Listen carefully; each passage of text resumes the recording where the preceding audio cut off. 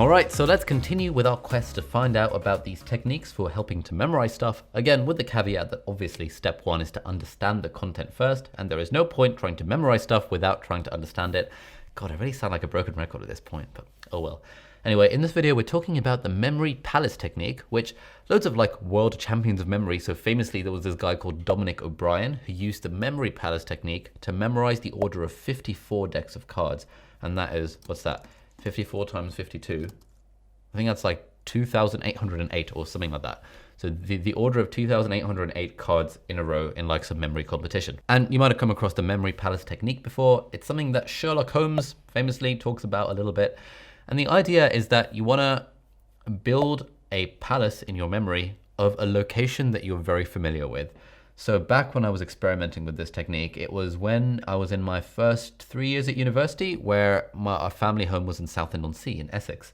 And there was a journey that I would take every day, basically from home, walking to the local supermarket. And I could sort of visualize that journey in its entirety. And so if I needed to memorize something, I would place kind of visual aids at different points along that journey. So for example, when I'd leave the house, I would see an image of some weird thing happening, and that would remind me of what's going on. And the idea is that you can combine the memory palace technique with the peg technique and therefore develop visualizations, develop images for different numbers. So let's say I had to memorize a date like 1976. Maybe along my path, I would see the lip inside the cage. If you saw the previous video, the lips inside the cage, that corresponds to 1976. And that might be the first thing that I see on my route to Asda, the supermarket, or Walmart as the Americans would call it. So on my route to Asda, I'd first of all see the lips in the cage and be like, okay, so the first paper I need to reference is the 1976 paper. And then as I go further along, as I come to our neighbor's house, the next thing I see might be, I don't know, a child in a boat.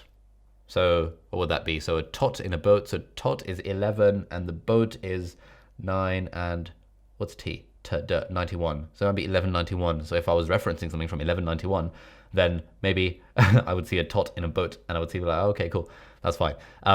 So that's sort of the way that the memory palace technique works. And the idea is that you try and develop a sort of a mind palace of like different places. So one way of doing this is to like literally imagine a palace in your mind where every room in that palace is a different room that you're very familiar with. So if I was making one, then one room in my palace would be this living room. One room would be my bedroom. One room would be the bathroom. One room would be my bedroom at home. One would be the dining room at home. One would be the kitchen of this house. One would be the kitchen at home. One might be the doctor's office at my job. So I've got these 8 different rooms. And so I know that in my head, I can imagine, I don't know, a cage with lips inside it on the wall of this, above this monitor, and that would be the first thing in the living room. And I can say that the living room then corresponds to physiology and the kitchen corresponds to anatomy or whatever. And the idea is that we build up this memory palace. Now, I'll be honest, I haven't really used this extensively, but we're just including this in this class because I used it for a little bit, I think in my second year of med school, I used the technique to visualize myself along that path to Asda, and I used that to help myself memorize I think it was different types of viruses, but I really can't remember at this point. But I haven't really felt the need to use it since, which I sort of regret because everyone who uses it talks about how amazingly powerful a technique it is. And Harry Lorraine in his book about memory talks about it. I think Darren Brown talks about it in Trick of the Mind as well. And there's all sorts of articles on the internet about how you can actually use the memory palace, the mind palace technique, sort of Sherlock Holmes sort of style to memorize like vast chunks of information. So I sort of wish I knew more about this. I sort of wish I'd used it more because then I'd be able to talk about it. But for example, one way in which you can use this is that if you do that thing, there's a technique that some people like to use. I think my friend Simon Clark uses that technique where a different location of studying corresponds to a different subject. So when Simon goes to a specific coffee shop in Oxford or in Exeter, that corresponds to theoretical physics or astrophysics or whatever subject he was studying. And so what you can do with the memory palace is you can like literally look around you, memorize the structure of the coffee shop that you studied that individual subject in, and start placing these visualizations in your head on like the walls or tables of this coffee shop.